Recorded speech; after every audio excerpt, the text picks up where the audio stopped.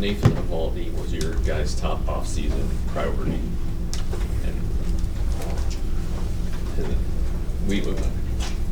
it goes beyond what he does on the field. What does he do in the clubhouse that makes him at extra level?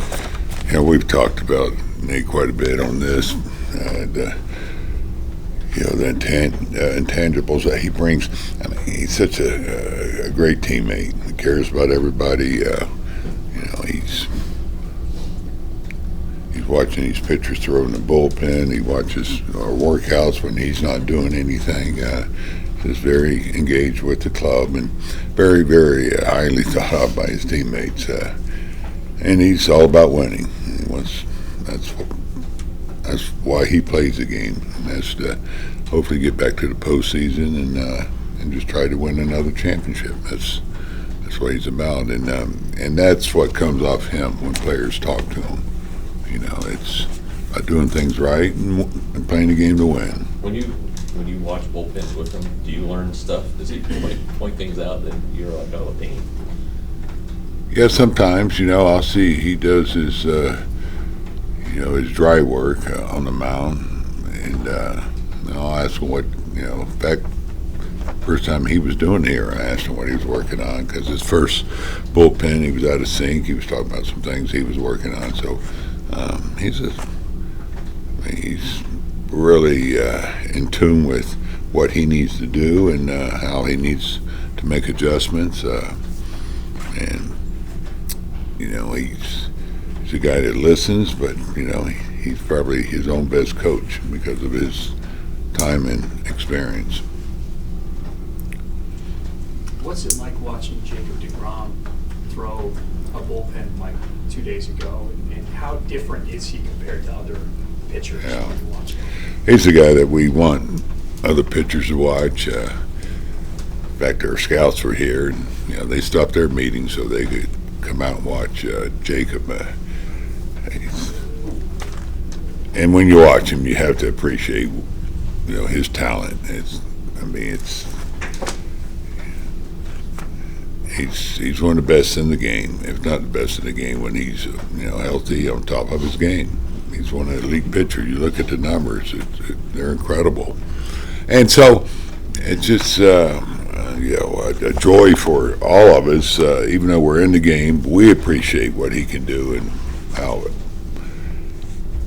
easy, it's effortless. His delivery, the command of everything. He's well in tune with himself, just like Evo, what he needs to do. I'm going to change this a little bit. We usually start with what's new. Wyatt Langford he's got a mild strain, very mild strain, oblique strain, the left oblique. We're going to keep him out for 5 to 7 days from baseball activities. Then he'll resume those, really depending on how he feels. It's not going to affect opening day or anything. So he will be resting this thing for about a week. You got a side. Which side? Left side. So you say you are labeling it a strain? We did have an MRI done, and it did confirm that. Of the left oblique, and you're saying only 5 to 7 days. From baseball activities, and then he will resume them, and we'll see where he's at there.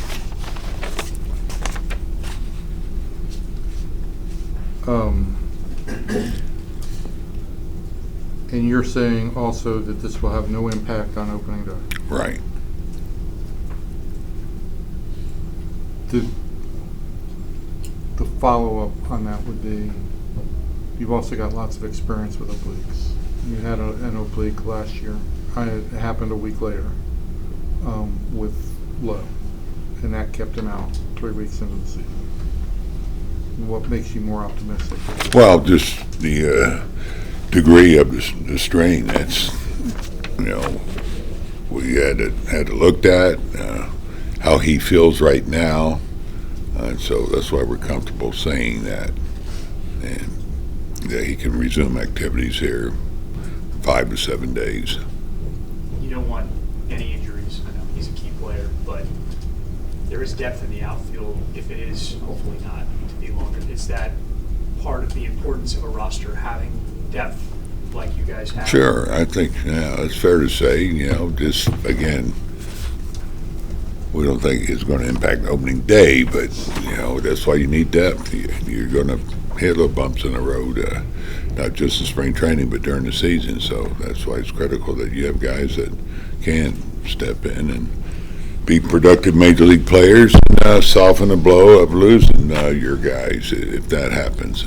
But the timing on this couldn't have been better, really. I mean, we're just starting the first game, and so that's why some guys don't even start things until March 1st. So he won't have any problem getting the number of at-bats that he needs. When did this occur? He felt it a little bit a couple days ago, and didn't think it was a lot, but he did feel that he might need to, back off a little bit, I guess, or get it looked at, and so we did. He didn't take any swings yesterday. Didn't say anything because weren't sure exactly what was going on, and of course we had it looked at, and that confirmed it, and so this is where we're at with him. Are there any other injuries to report? Nope. Drake's doing well. He's symptomatic with his back. Buchanan's doing well. He's going to do some touch and feel today. At the end of last year, when you guys met with us at the end of last year, and the subject of Simeon came up, you talked some about seeing about getting some more off time for him in 2025, and also brought up, I can't remember if it was you or if it was CY, but brought up the possibility of maybe leadoff wasn't going to necessarily be where he ended up hitting. Over the wintertime when we did talk to you again, it felt like you backtracked off of that and said he may be our best leadoff option. Is your intent for him to be your leadoff guy? Right now, yeah, I think that's fair to say, and doesn't mean that you don't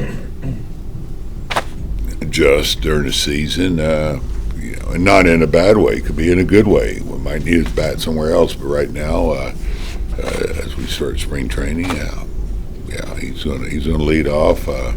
He looks great. He's in great shape. I love where he's at as far as swinging the bat. I know we're just starting games, but he's put a lot of work in. He's got. Now you get why he's so good at what he does, because he really took it upon himself to fix a couple things in his mind, and he's coming to spring training, and it just looks like he's game ready right now.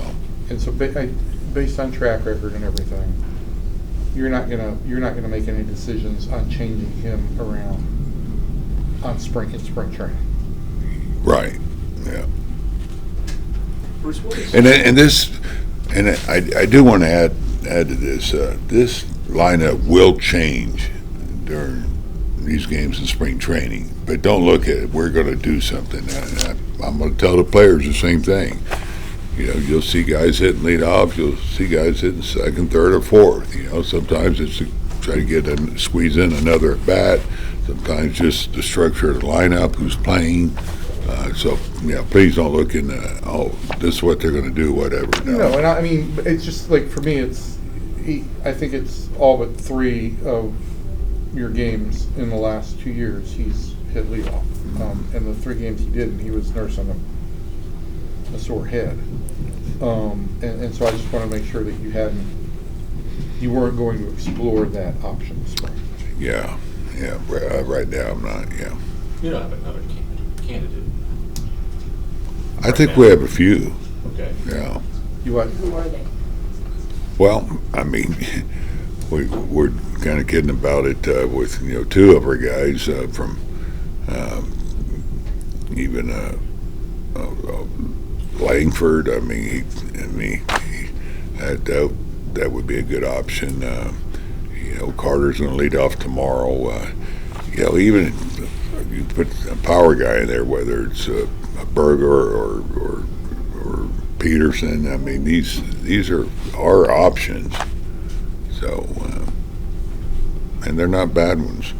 Bochy, I mean, I think part of this whole conversation that arose is, right, when you look at Evan Carter, you look at the plate discipline, you look at the speed, you look at a guy who kind of would be a prototypical leadoff guy, right? And so what is your thinking in regards to that? I'm not, as far as him not leading off or leading off. No, I mean, I guess, yeah, more like why he wouldn't lead off, or why he wouldn't necessarily be looked at as potentially. Oh, I think I mean, wherever you put him in the order, he's going to be in a critical spot, including in the 8 or 9 hole. We saw how well we played when he was there. He was finding a way to get on base, stealing bases, and here comes the top of the order. Then we felt like we needed some help in the heart of the order, and he did a great job there. So, the one spot he really hasn't hit is in the leadoff spot, and so, we'll see where we're at with Evan as we get deeper into camp here. And like I said, you don't get completely locked in anything. It doesn't mean. I'm talking about right now. This is our plan. A week before spring training, we may have to adjust. I mean, he mark is in the heart of the order. We're staying open-minded. We're not set, with the lineup right now. On Marcus, man, I think at one point in the offseason he said something like, if I'm hitting like how I know I can hit, we're not talking about moving me out of leadoff. Do you sense like a motivation and understanding that, he wants to, like, there is that drive to be a lot better than he was last year? I think if any player is brutally honest with themselves, it's Marcus. And so, he just looking at what he did last year, and he's I would say he's probably right. You guys wouldn't be talking about it. So, for him, if he gets back to where he was, I mean, in 2023, third in MVP, we're not talking about it. So, no, there's nobody better at that than him. Did I put that properly into context, right? At the end of the year, you did bring up that possibility. Yeah, and again, you have to stay open-minded on what you think is best for the club, and that's where guys are hitting too. Right, that's involved, and doesn't mean it's a demotion all the time either. It just means you're making a tweak in the lineup to see if you can get more production. He does have power. He does bring some other things that allows him to to hit third, fourth, fifth, something like that, wherever you hit him. Any injury updates for us that you'd like to share? No.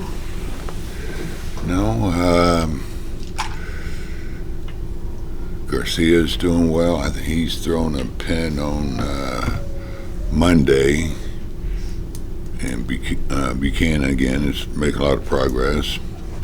He did a touch and feel yesterday, I believe. Really, that's about it. Wyatt still, it's going to take 10 days, probably maybe even 2 weeks, since he can't do baseball activities for another 5-6 days. You're saying 2 weeks total, like a 5? Could be up to 2 weeks, yeah, because once he gets back on the field doing some things, we got to, give him some time to get ready to play a game. Right. I mean, it's like you said, like a week of downtime and then a week to ramp back up. Right.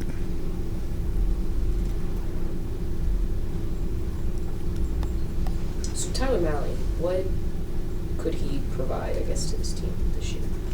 Wow. A proven starter, experienced starter that has had a lot of success in the major leagues. Stability, innings, got good stuff. He's got savvy. If he stays healthy, I think he's primed to have a really nice season. I shouldn't say if he will. We'll take care of him, but I just think he's excited about where he's at, and so I'm looking forward to having him in that rotation all year. What have you, I mean, yesterday was kind of our first chance to see Jake Berger at first base, real game action. What have you liked the way he's approached kind of attacking that position the first few weeks? I think you nailed it there. He is attacking it. He's aggressive on ground balls. He comes and gets it. He's a good thrower. I mean, that was not an easy throw yesterday. The runner came in the lane and he let it go. He's got a really good arm, and that's a pretty nice asset for a first baseman. A lot of them don't have that arm, and so he's got that working for him. He's got the hands, and it's just getting reps over there. Being on the other side, he had quite a few last year, but to have all spring to spend time there on different plays and things like that, angles, it's going to get better with him. He has, to me, the potential to be one of the best first basemen in the game. Curious. He said today that I guess this is the first time he's come into a spring and been focused on one position. Right. How beneficial is that for him? Yeah, I'll just touch on that a little bit. It is, especially when you're learning a new position, to be able to just focus on first base, and it's so beneficial for him. That's where he's going to be spending quite a bit of time over there on different things that we will throw at him, and so it makes it a lot easier to learn that position when that's all you have to focus on. I mean, you got Marcus Semien right next to him in second. Josh Young's a very good defender at third too. How helpful is that having good defenders around a guy who's still trying to, he doesn't have a ton of reps at first base, like having just a good defensive ecosystem around him? Can that make it easier to, Well, it's funny. The first baseman, he can make those guys even better. So, and I think Jake will do that. I think, with his experience of being an infielder, with the hands that he has, the only thing he's got to get used to is the ball coming from coming on the other side, or a left-hand pull hitter, and the picking and all that. He's done that at third base. He's played second. I think it works both ways. But I think when you see everybody how hard they work, Marcus and Josh and Corey, the pro that he is, that certainly helps him. What are the goals for Jack Leiter this spring, and how have you seen his development over the years since I guess this is his third major league camp? Yeah. Second or third. He's thrown 2 innings today. His goals are like everybody's, to go out there and command the ball, pitch well, and make this club. That's I'm sure what Jack would tell you. And so he's in the mix, to make this team, but I think the progress that he's made. You look at the year he had in AAA, outstanding year. He hit some bumps in the road coming up. It's, that's invaluable experience for him to get that time, and I thought he got better each time he came up. He looked more and more comfortable. So, this will be a big spring training for him, and regardless what happens, he's going to be part of this club. As a manager, how does a guy like Josh Smith, who can play everywhere on the field, kind of help you? A guy like that is a manager's dream.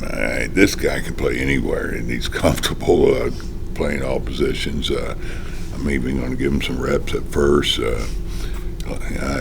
My first year in 23, I mentioned catching to him. He goes, I can do it. I don't think he's ever done it, but, he didn't hesitate. And so you'll see him in the outfield. I would like to get him some reps in center field too. But he's just comfortable doing it. And to have two of those guys like Duran and him, yeah, it's really nice for me. And what it does, you can rest guys, you can keep him playing. It's easier to get those at bats for him because he can pick up, all the other guys up at different days, and so it's very workable as far as keeping him in the mix, keeping his bat in there, and his defense. Coach, what positions? Go ahead. Sure. What positions do you guys plan on using Sam Haggerty at?